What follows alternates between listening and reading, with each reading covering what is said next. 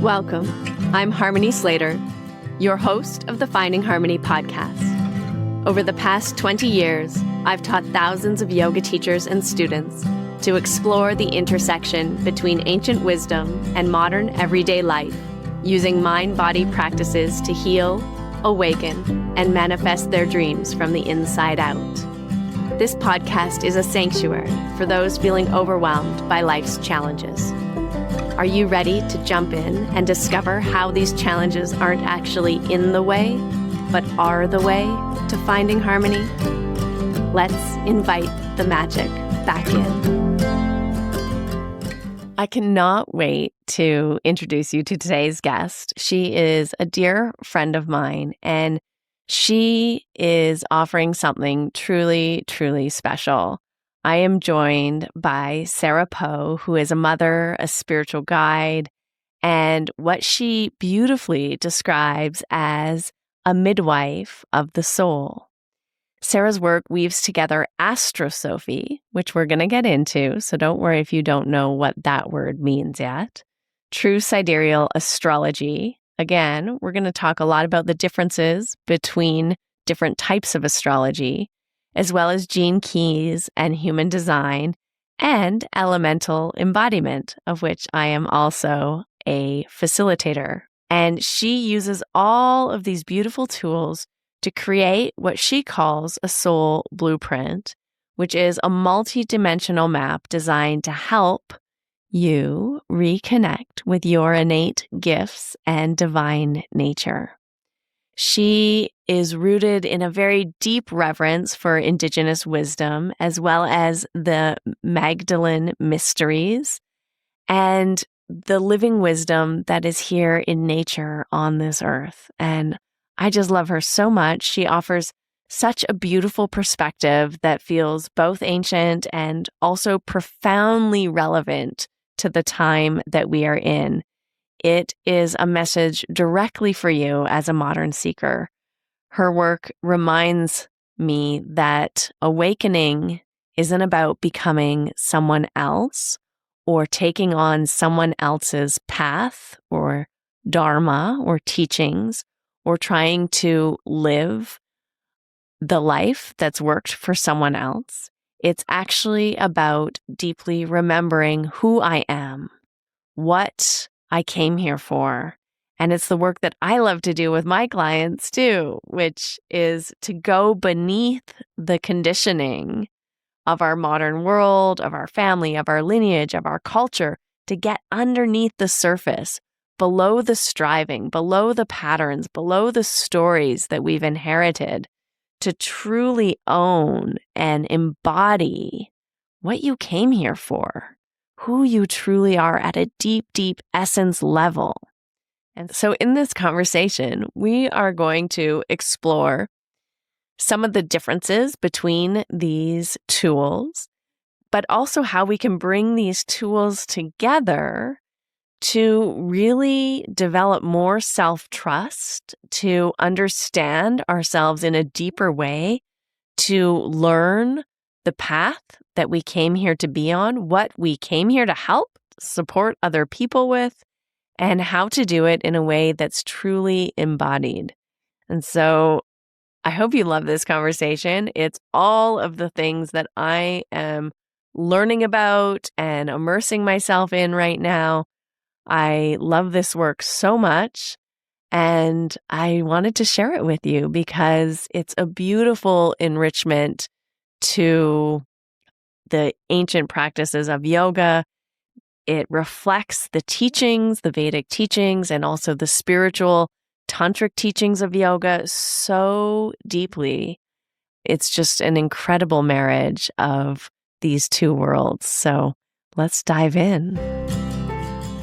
Hello, I'm here today with the ever so beautiful Sarah Poe, my dear friend. How are you? So good, so good. Glad to be with Good. you. Yeah, I'm so excited. Thank you for joining me today. I am obsessed with what you do.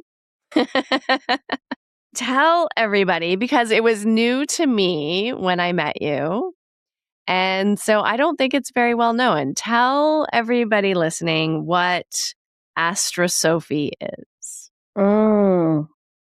It was new to me until like 7 years ago, too. So, AstroSophy comes from the word astro and Sophie. It's star wisdom that's aligned with Sophia Christ. Uses the life and ministry of Yeshua, of Jesus, to contemplate the stars. Mm-hmm. And so, from my understanding, it's looking at the sort of celestial significance of biblical events. Yes, then and now.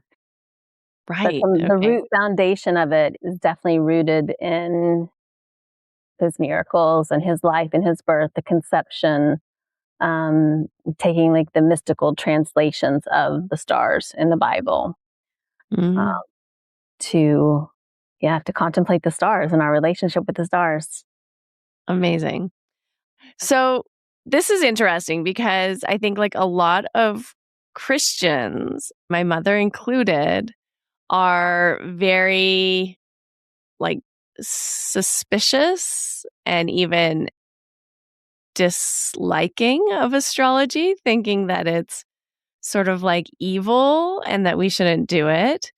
And I know that you come from a very fundamentalist kind of Christian home and background as well. So how did you get into this path and what was that like? Kind of, I guess, coming out of the astrological closet. So true.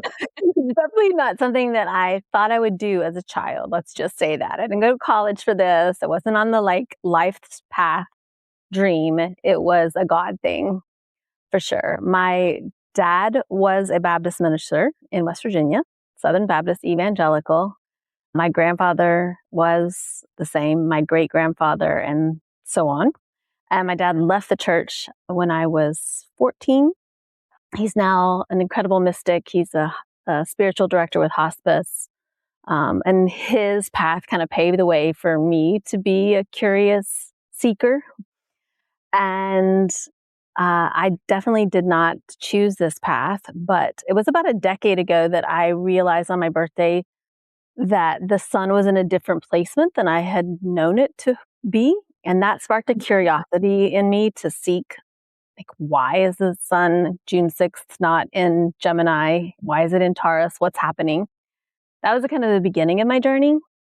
AstroSophy came in after I had already been studying and teaching human design, gene keys, and astrology with a divine awakening every night at 3:33 in the morning from God. So it was that. That's the thing that you don't ignore.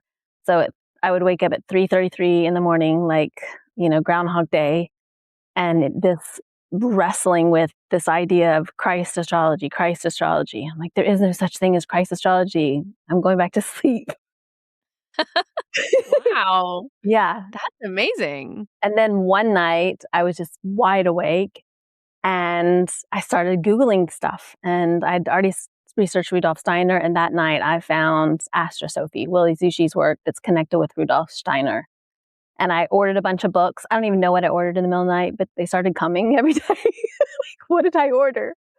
And that was the beginning of my relationship with AstroSophy. And this is the Rudolf Steiner of the Steiner school, like in teaching method and the farming according to the like stars and times of the year. And wow. He was channeling some really interesting things. He was.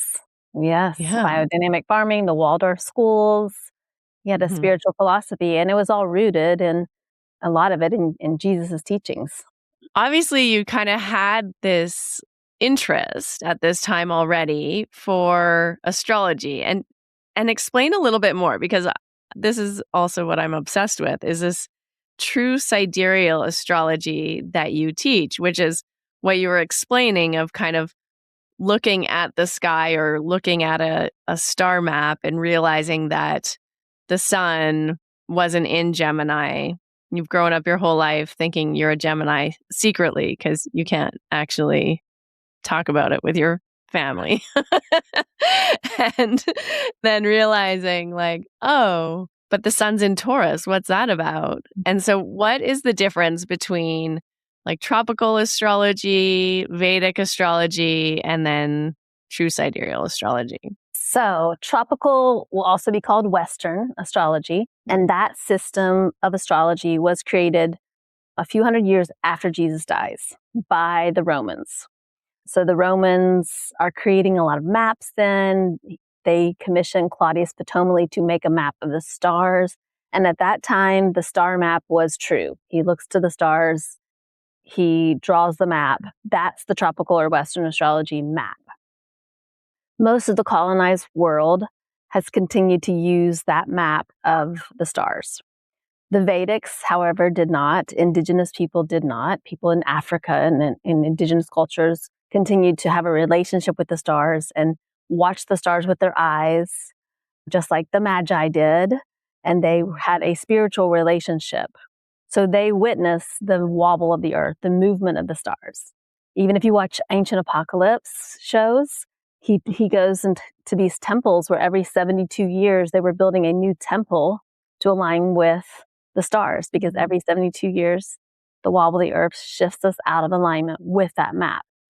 So today we're about 24 degrees out of alignment with that tropical astrology map. So that's where true sidereal comes in. True sidereal looks at exactly the placement of the stars now in relationship to our individual self as well as the collective self. Yeah, wow. That's so interesting. And you said something to me before, because I've been studying true sidereal astrology with you about like this 72-year shift and how it relates to like humanity. So every 72 years that we have this wobble, and then I look at it as mother's heartbeat, because our heartbeat is also 72 times a minute.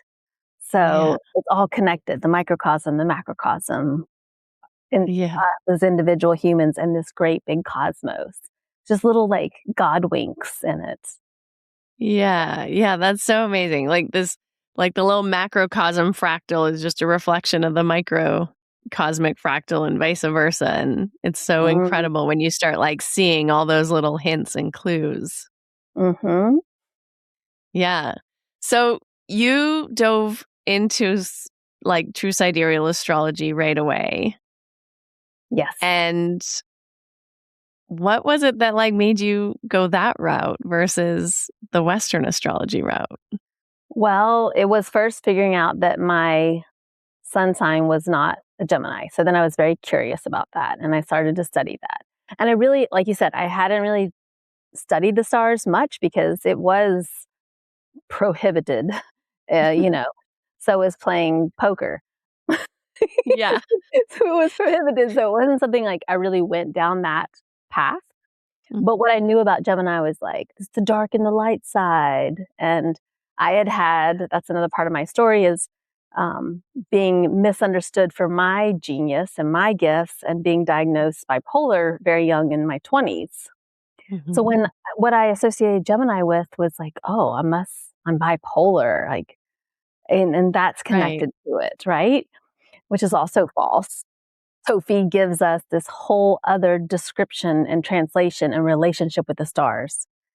So I had a reading at the time, a friend that did this and started talking to me about Taurus as well as my human design. And all of a sudden I started to really awaken to who I am and understand myself, and come into like a really deep love for like why I'm unique and different, and there's nothing actually wrong with me.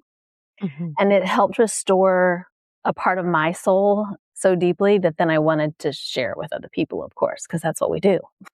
Yeah. So this is also something really interesting. So you've kind of started studying gene keys around the same time as going deeply into this true sidereal astrology. Mm-hmm.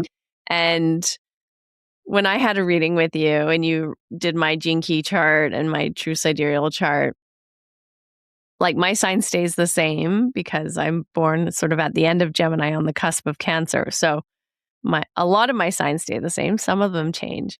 But my human design type changed from a projector to a manifesting generator. And that was really, really interesting. So can you explain a little bit more about how, when you look at or map out like your true sidereal astrological star chart, which is the reflection of the way that the stars actually were when you were born, not based on some map that was created like, I don't know, 2,000 years ago.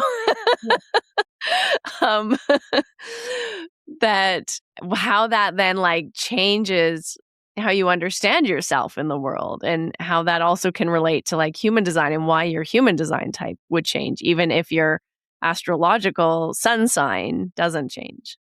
Mm-hmm. This was when it really anchored for me. Like, I was at the time, for about a year, I was offering readings. The first reading I gave was to my dad because I wanted to see what my dad felt about all this first. Mhm. And he wept and was like, wow, that's a mirror of me. I can relate to that. So I was doing this for a while, but the way that I had been taught to do it was I was doing true sidereal astrology, but then the human design and the gene keys were both coded as they are through tropical. And I would be doing readings and just something felt off. And I would just kind of veer off and start sharing what God wanted to share through me. And eventually I just stopped doing it because something felt off. And I learned to handwrite these charts. So I started handwriting human design and gene keys through true sidereal. And that's when things really anchored for me. And then I started offering it to other people that I trusted. And I would say, feel this into your own body and see what you feel is truth. And that's when it really landed that there was something here that was different than our tropical design. I look at the two systems, like neither is better or worse or right or wrong. But the tropical design is kind of how we're programmed into the matrix, like Neo in the Matrix, Yeah. We're both. But when I received my soul's design, my soul's blueprint, the shift into my awareness and my relationship with my own genius just expanded in ways that have been profound. So that's why I do it. And human design has much more than just it's looking at the zodiacs, yes, and the planets, but it's a little more complex because we look at where the planets were when you were born, as well as where they were 3 months before they're born. And it's so nuanced that it can create a pretty big shift. Your design might stay the same, Mhm. but it probably isn't going to. It's probably going to shift, as well as your genes. Yeah. Yeah, wow, that's so interesting. So in human design, you're looking at where the planets were 3 months before you were born. As well as when you were born. Both. And then when you're born. Mhm. Wow. Mhm. Wow. And then that gives you, I think, like the conscious and unconscious, right? Yes. It's a system that uses the I Ching, which has been around for thousands of years, a sacred science that goes into these 64 hexagram or spiritual teachings. Mhm. And then it also uses the Kabbalah, the chakra system, astrology. And so it's helping us understand not only our unique genius, but how our energy body works in the world so we can know how unique we all each are and how we operate together. It's Mhm. really profound. Yeah. Wow. That's incredible. There's so many, it's sort of weaving together a lot of different ancient systems into sort of a new modern way of understanding it. Mhm. Yeah. Yeah. Yeah. That sounds like a lot of work to handwrite all of these charts. It is, and that's when the ceremony for me begins. Like, I am working on, the having a computer program for it, right? I've taught other people how to handwrite these. But for me, it's a ceremony. Like, I'm going into prayer when I start to do it, and I'm working with the soul of this person. And it's something about just like journaling with your hands, that the handwriting, it's like I feel like a magi 2,000 years ago, like writing things out. And so, yeah, that's part of the ceremony for me. I actually enjoy it. Yeah. Yeah, there's something very I don't know, sacred and mystical about what's happening around kind of even looking at like these ancient, like you said, indigenous cultures looking up at the stars and actually like mapping out the stars as they were, noticing these shifts, noticing this 13th sign that the sun and the moon and other planets move through as well, which I'm going to ask you about in a second. But I want to ask you about this idea of ritual and indigenous culture. And I know you have some Lakota blood in your background. How do you feel that's kind of connected to your ability to kind of be this channel or like this information that's coming through you and to you and yeah, how does it all relate? I've always been very connected to indigenous ways, even growing up in West Virginia in the Baptist church. I'm not blood Lakota. I'm adopted Lakota from when we lived on the reservation. But if Beautiful. there is blood in my lineage, it's Cherokee that would have married into West Virginia, Yeah, wow. into my Irish and Scottish family there. But I've always been very connected to the indigenous ways. And I learned that from my grandparents too, even as being pastors, and they honored the land, they grew their own food, they lived in very harmonious ways with nature. So that's rooted and anchored in me. But I was always seeking it. And then in 2016, my daughter Monet and I went to the reservation in North Dakota when they were fighting the pipeline. We lived there for a year. And that's when I really anchored into a deep love and respect for the Lakota wisdom and indigenous wisdom. So a lot of what I offer is in the ways of rituals. You could call it Christian mysticism that connects with indigenous wisdom, because there's been a disconnection in that. What do you see the similarity is between sort of the way that you were raised and then this time living like on the reservation and like learning the ways of this indigenous culture? One major way was our relationship with food and how we grew our own food and how we honored the food, and how I've never had a meal that we didn't pray and give thanks in the beginning of it. That's the same way on the reservation. And, even my grandfather had a church.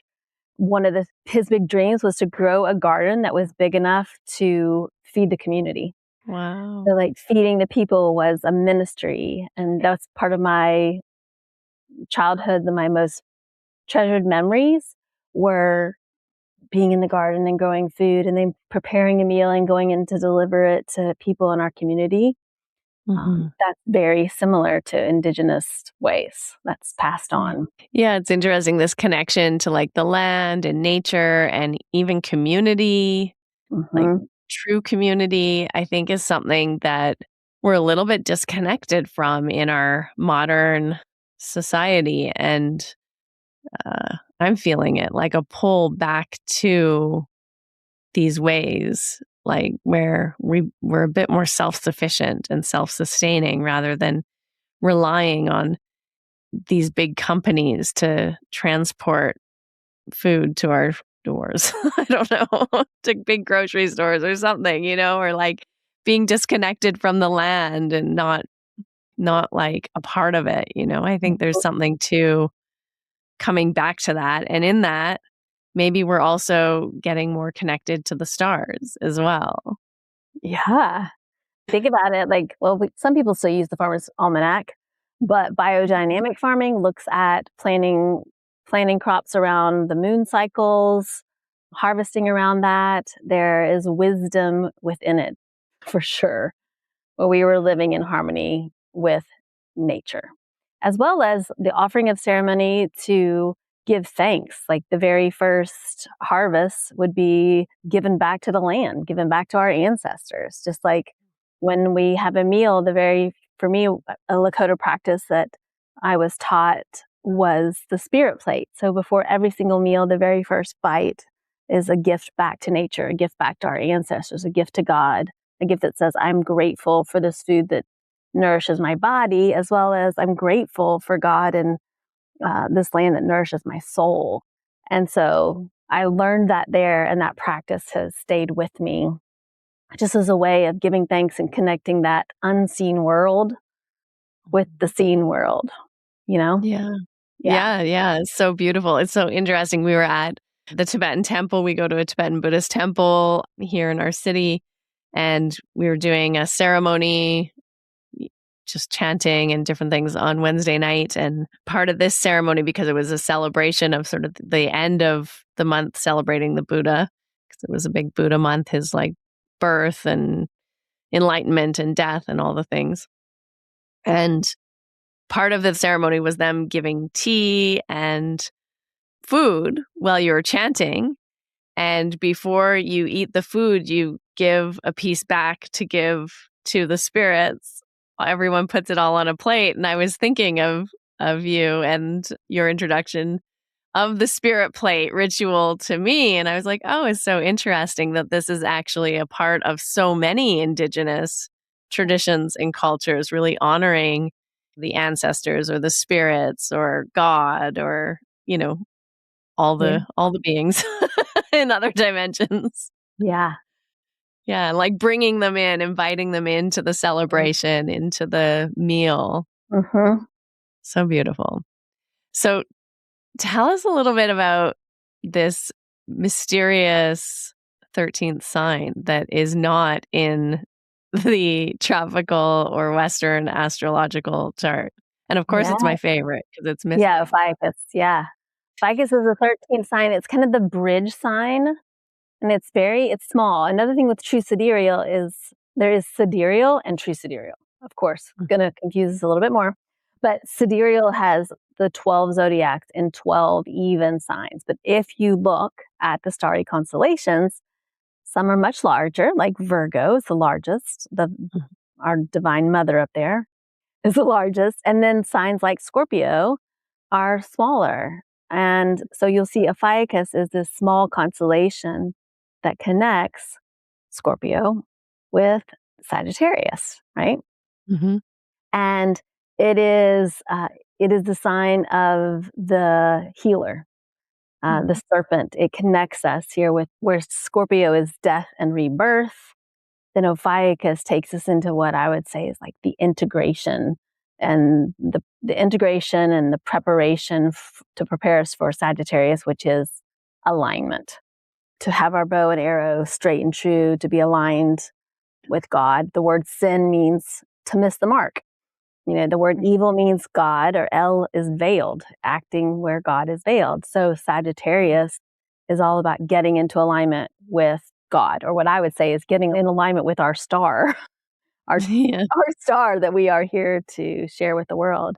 And so Ophiuchus is that bridge, the healer, the bridge to wholeness.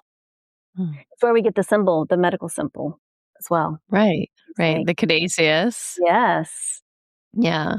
And I love that because I think it relates very much to also like in India and in yoga and ancient Vedic culture, that sign of the caduceus and the serpents, and the serpent itself is a representation of the movement of the inner intelligence and the Kundalini energy, that awakening, that whole process of coming into union with God or the divine or consciousness or reality. And you can't actually have that experience of union without the serpent. And so, of course, I'm obsessed with Ophiuchus. And the fact that it's left out. Why do you think it got left out? Did they just not see it, or what happened there? They like the number 12. 12 became a really sacred number. And I think there was a lot of like keeping with the 12. I think what we're going to see, just like how in the last 300 years, we've had Uranus discovered, then Neptune, then Pluto, then Chiron. So every single 100-year cycle now that we have technology to look beyond, we're meeting new planetary teachers. And I think that we're going to see astrology, AstroSophy, like these systems expand even more as we connect farther out. Yeah. And so, maybe this is just the time that we were reconnecting with that part of the zodiac with Ophiuchus. Definitely in a time period, Rudolf Steiner did say it. He says that this is the time when we will shift the starry script, because there's a new gospel being written in the stars, and it's time to receive that message. I like that too, because I think there's something sacred about the number 13, like even in like, sort of ancient witchy circles, like 13 is a holy number. Even when you look at like Jesus and the 12 disciples, well, if you include him, it's 13, right? Like 13 is actually like kind of everywhere because like the 12 is the group, but there's usually like something there, like one that's Mm-hmm. sort of leading or in the center, Mm-hmm. right? Like the axis of the wheel. And so I think that that's kind of a beautiful revelation. I think so too. And it teaches us like Scorpio is important, the death part of it. Scorpio's kind of been pigeonholed into darkness and death. But Scorpio is the only constellation that has two archetypes. It has a scorpion that's the sting of death and the eagle. Because every sting of death, every time we go through a spiritual death, we take the eagle's flight and we can see through new eyes, new perspective.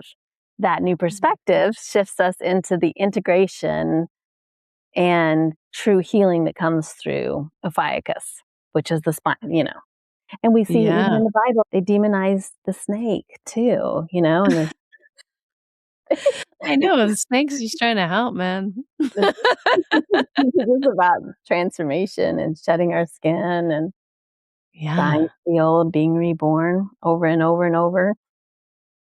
Yeah, yeah, totally. I think that's the other thing that we kind of get wrong when we're like thinking about spirituality and spiritual evolution is like the ego has to die many times. Yeah. And we think that like it's just going to happen like, oh, my ego's going to die or whatever. I'm going to transcend the ego and wake up an enlightened being. It's like, it's a bit more like shedding skin, Yeah. actually. Yeah. The snake is Yeah, I actually think this, more appropriate for it because the yeah, snake very much continues so. to shed its skin. Yeah, and the snake is like constantly regenerating, Mhm. and like yeah, letting the old identity, the old skin, the old form Mhm. like fall away. It's so powerful. It's such a beautiful metaphor for the spiritual process, I think. And the spiral, Ophiuchus is Mhm. also like this spiral, and I love I contemplate the stars, human design, and the gene keys, mostly the stars and the gene keys through the collective eye. So every single like my New Year's begins in Aries. And so every single new year is a new cycle, it's a new transformational journey. And we have these incredible teachers that guide us every single step of the path. And Ophiuchus is a very important time. And it's only tiny. It's like we don't need to be in like the death and the darkness and the grief and the whatever, right? Bro, Yeah. it's only this tiny little bit of time. But it is. And then every year that spiral out of it to then drop into Sagittarius and it's go time. Fire. Alignment. Yeah, alignment. Fire. Element, yeah. Yeah, it's so amazing. And I love how you like characterize the planets as teachers. I feel like that's also very aligned with the way that the Vedic sages understand the planets and their role in human consciousness. Like Jupiter is the guru, and Sagittarius is like the controller. I forget Sagittarius's name in Vedic astrology, but like kind of like the disciplinarian, the one who sort of Mhm, like controls all the things. mhm, mhm, And like they have different qualities and characteristics to them, and they're very much like even like in India you would never get a haircut on Tuesday or start new things on a Tuesday because mm, Tuesday is ruled by Mars. And so if you start new things on Tuesday or get a haircut on Tuesday, it's probably not going to go very well because Mars is like more about conflict and creating kind of challenges that would evoke strong emotions or strong sort of obstacles in your path. And so they're very like attuned to these things. And Saturday was always considered a rest day because it's Saturn's day. So mhm, you should you know, like do spiritual practice at home and not like go out into public so much. yeah, And even in like Judaism and the way that the Old Testament set up Saturn and Saturday is like the resting day. it was the Sabbath, yep. Yeah. And so I think it's really interesting when we kind of look at these planets and astrology, and all of that's based on astrology, and how, like, when you're attuned to these energies, maybe it is affecting you a little bit more strongly than you might at first imagine. It's very true. Yeah. It originally, like, the stars were our calendar. For Mhm.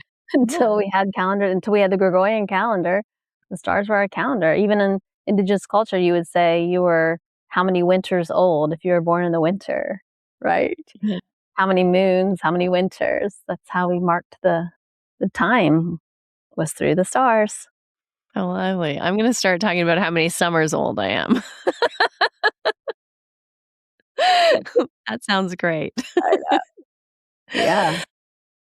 So let's talk a little bit about the gene keys, because this is kind of interesting, and I don't know so much about gene keys, but like, how do they relate to, um, I guess, like, to our collective consciousness and the movement of the planets in our world collectively?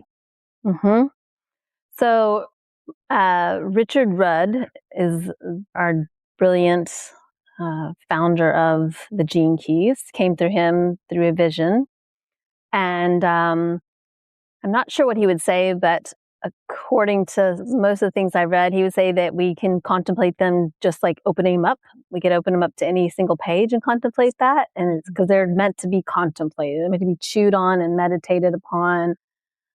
And also, according to where the stars and planets are, we each individually have this gene keys sequence, like a transformational sequence. There's 3 of them that helps us awaken our genius, our gifts. The Venus, that sequence that helps us open our hearts and deepen our relationships. And then the Pearl path, which is our prosperity and service path. So those are based on where the planets were when we were born. So we have an individual blueprint. And then we also have the collective blueprints. Based on where the stars and the planet are, we move through all 64 of those gene keys every cycle of the sun, so every single year. So for the last 7 years, I've been handwriting those charts and then contemplating what the collective gene keys are, especially during prominent conjunctions or eclipses. And that has been profound. Yeah, say more about To it. say the least. It was like like a mad scientist in my room contemplating all these things and going back, like 3:30 in the morning, I'm looking back at um, different moments of war, different big prominent events on the planet, and looking up those charts and comparing them to things that are happening now, then writing out the gene keys. And what I'm seeing is like a mirror in relationship to these cycles of these planets. And when we do have these big conjunctions, certain things happen then, and then we're replaying them out. So I don't think we're victims to the stars. The stars aren't making this happen. They're markers of time, as well as there is energy in it. Just like when there's a full moon, I live in Charleston, South Carolina, where I'm at the ocean. You can't deny the pull of the ocean on the moon. King tides, we're going to flood. Half the city's going to flood just from the tide. That's some pretty big energy. So Yeah. when planets do conjunct, it is big energy. And some of the biggest shifts I've seen were in this last 7 years, seeing the big eclipse that we had that moved across the United States. And according to AstroSophy, there was a lot of key codes for where we're headed in humanity. And they all had to do with the theme of grace. Amazing. Yeah. Yeah. So like, where the planets are in our sky would, like, determine a gene key. Is that Yes, how it works? exactly. Well, when we're cycling Mhm. through the cycle of the sun, we're mostly looking at the sun in the gene keys, Right. where the Okay. sun. But if you can also write up which gene key Jupiter is in, because they're all in different signs. Yeah.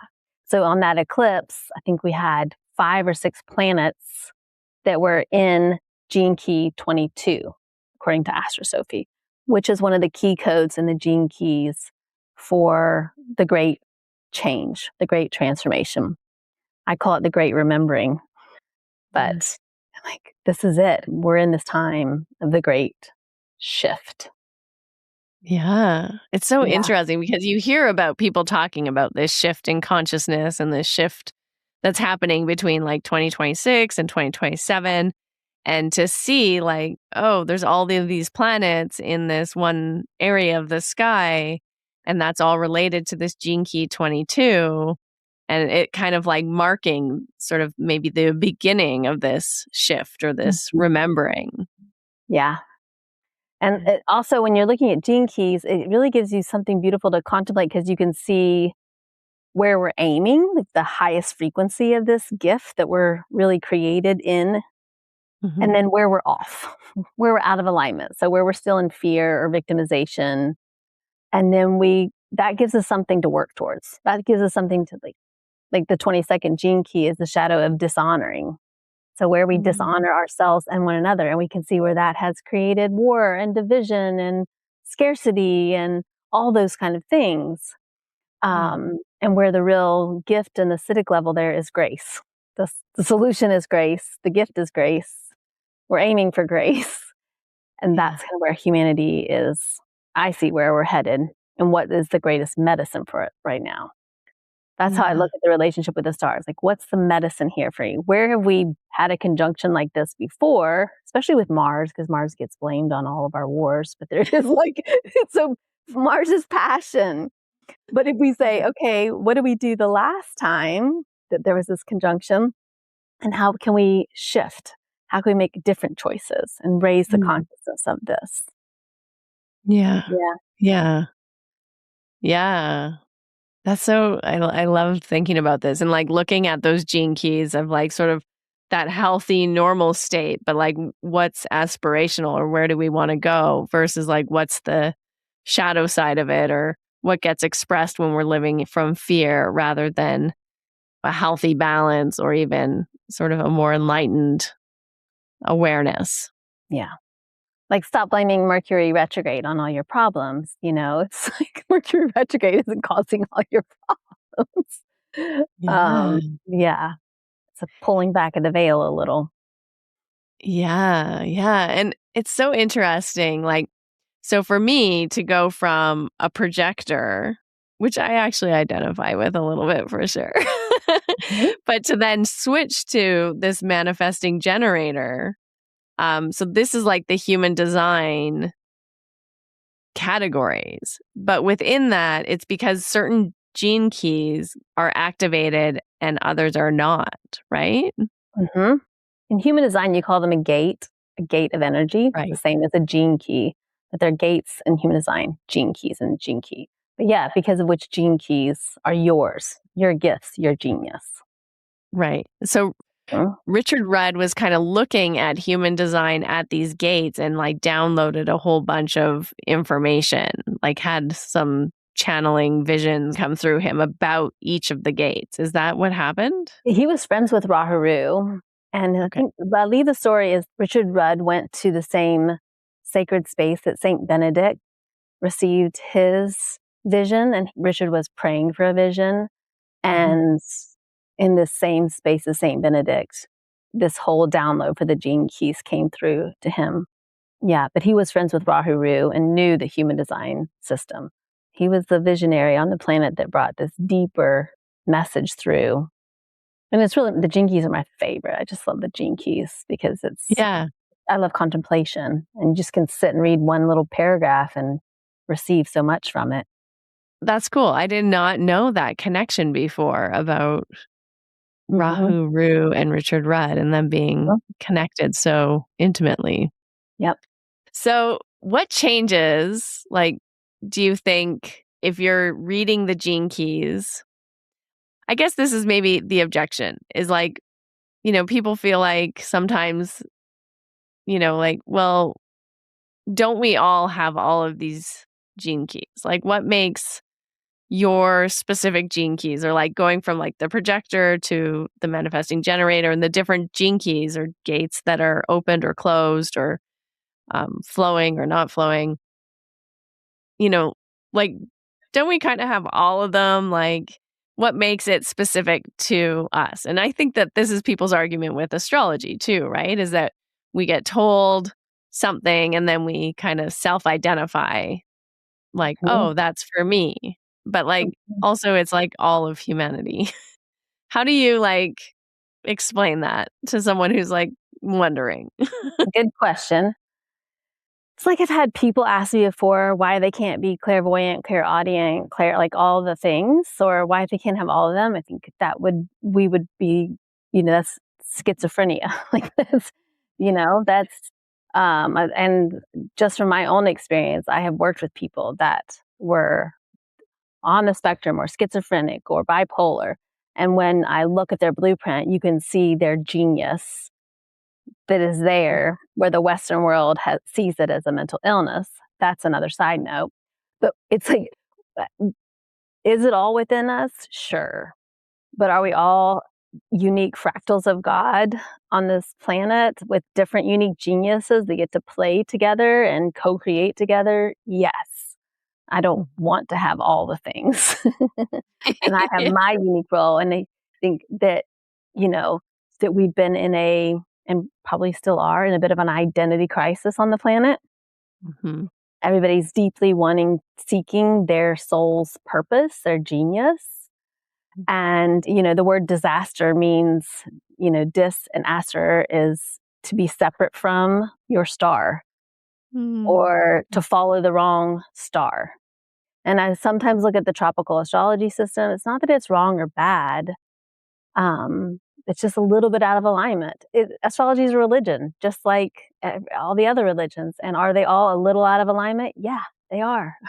There's a little out of alignment.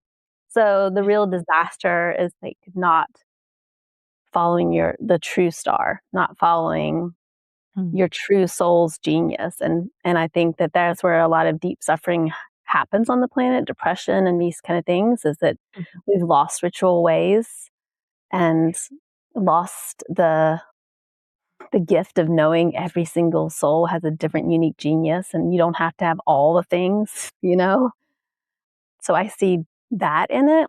And then even when I'm working with people and doing readings, I'm not saying this is who you are. I'm saying I'm going to share this with you and I want you to feel within your soul what is true to you. Only you will know that because only you have that connection to God or to source creator. And then it's your responsibility from there. But what I have experienced is a pretty profound shift in the alignment with the true stars. As you know as well, because we work with the body, with elemental embodiments, right? Yeah. And there was something happening with that too. Like where Dr. Brian and Chelsea Ray were seeing through the true sidereal a different opening in the body when that sequence hit that was different. So the body is mirroring it and it's teaching us something. Yeah. I think that's like really profound. And that for those listening, that's how we met. It was doing genius frequency work and learning through the elemental embodiment work. And in that, you're learning the frequency of your kind of genetic makeup, in that what your energetic field is connected to through the elements. And part of it is based on your true sidereal astrological chart.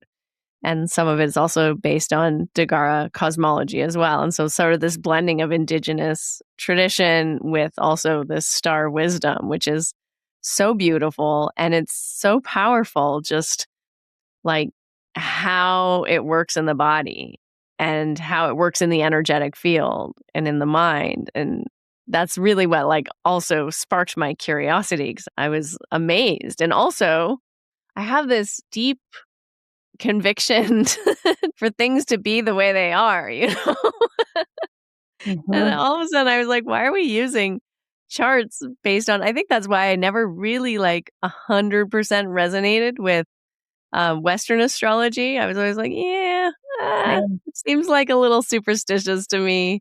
Same. But true sidereal astrology feels so alive and so rich and vibrant, like it's a living thing, like it's a living relationship because it's actually looking at the sky and what it looks like today. And as you say, like mapping out the constellations in their true size, which is incredible. Incredible. And then we have the technology to do it. So why not? Exactly. That was what's so brilliant about AstroSophy too, is we finally had the technology to actually look back and pinpoint where Yeshua was when certain things happen. And then you get this whole nother language, like during Aquarius, he walks on water. He feeds the 4,000. He turns water into wine. There's like, it's all these key codes for abundance and co-creation and prosperity and this Aquarius theme. And thank goodness for technology. And also now it's time to like integrate ancient wisdom with what we have been gifted now. So powerful. It's so powerful. And it's felt within each of us, just like, like you just feel it, you know it. Yeah. Yeah. It was something that just really rang so true to me. And even hearing you speak about AstroSophy, it just felt like, water to my soul. Something about it was like, oh, this is how it was always supposed to be. Like we were always supposed to be in relationship with the earth and the sky and like bringing these aspects of our self together, like our celestial spirit with our human earthly body and like marrying the two and bringing them back into union. So powerful. So you're going to be teaching all about the gene keys coming up. What is this program that I'm signed up for? What did I say yes to?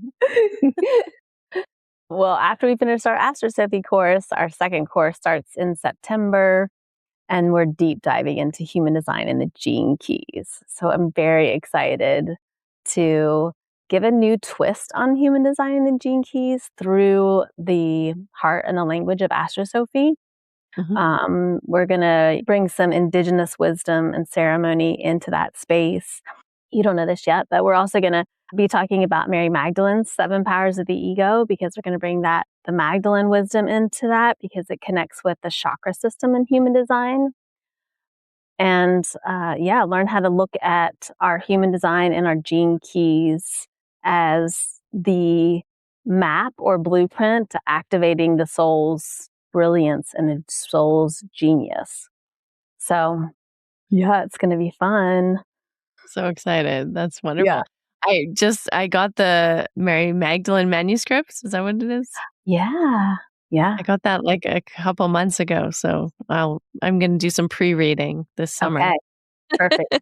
Because we'll lead right into Christmas. We'll be doing this all through the fall. So. And when do we begin? We begin September 8th. And maybe you'll have a free class for people to sign up to. Yeah, in August 12th, I think will be our date. We're going to do a free little masterclass. So you can drop in with me and learn a little bit more and dip your toes into it. Yeah, perfect. Well, I'm so happy that you said yes to coming onto the show today and for having this conversation. And we will put all the links in the show notes about where people can sign up for your masterclass and for the Gene Keys course that goes all the way till Christmas time, where we can celebrate Christ's birth and all of the things together. Oh, thank you so much for having me. And thank you so much for being in it together with me too. So beautiful to be in your company. I hope today's conversation reminded you that as you go along your journey, that it's truly a path of self-discovery, and this journey isn't meant to be walked alone. Whether it's astrology or the gene keys or philosophy or yoga practice, simply gathering with others who share a longing for deeper truth, who have a heart for humanity and want to connect to the earth and to the stars and to our divine nature. Being in a community like this truly matters. If you would like to explore Sarah's work further, then I would encourage you to join her community, Living Stars School, where she continues to share her wisdom around AstroSophy, as well as our collective alignment with the true sidereal sky, so where the constellations actually are in the sky and what that means, and living in harmony with the cosmos. And if you are looking to find harmony on a daily, weekly, monthly basis and deepen your own understanding of meditation, elemental embodiment, philosophy, pranayama, and to have heartfelt connection, then I'd welcome you to join my Finding Harmony community. It's a place where ancient wisdom meets modern life, where you're supported in becoming more fully yourself. You'll find links to both these communities in the show notes. And again, if you would like to go deep and transform your life with me this autumn, reach out. It will be me and 3 other facilitators. So we cannot wait to support you on your own soul's journey, deepening the connection you have to your heart and to yourself and to your life. So until next time, keep listening deeply to the stars above, to the earth below, and to the wisdom within. And may you continue to walk along a beautiful path that unfolds in exactly the right time for you. Hey, before you sign off today, I wanted to invite you to an intimate group experience, a small group that Russell and I are curating. We're holding space for people who want to go deep. We're curating a beautiful experience with 2 other facilitators who are not just friends, but are family to us. And it will be happening in early November. This will be on the west coast of Canada, and it's going to be an incredible time to truly slow down, to get off your devices, a place to reconnect, and remember who you are beneath all of the noise of everyday life through art, therapy, yoga, meditation, breath work, and different embodiment practices, nature immersion. This weekend retreat will hold so much power and potential for your growth. This space will be held in a way that is truly there for your transformation, with care and guidance and the conditions for doing some very deep listening and deep healing work. I cannot wait to be offering this incredible experience to a very small group of lucky individuals who want to join us for this journey. So if you would like to be included in this journey or you want to know more, then please reach out to me. You know where to find me on Instagram at Harmony Slater Official. And I would love to share with you more details about dates, times, and places and costs for this incredible experience. That's it. We've concluded another episode of the Finding Harmony podcast. I just want to thank you so much for doing the work that changes the world, starting with yourself. It truly does make a huge difference. Please make sure you have your automatic downloads turned on wherever you listen so you don't miss any of the upcoming episodes. I have so much more magic I can't wait to share with you. Lastly, if you're on Instagram, I love connecting and hearing from you. So come on over and say hello at Finding Harmony Podcast. And you can also come say hello to me personally at Harmony Slater Official. Thank you again for being here. I cannot wait to share more with you in our next episode.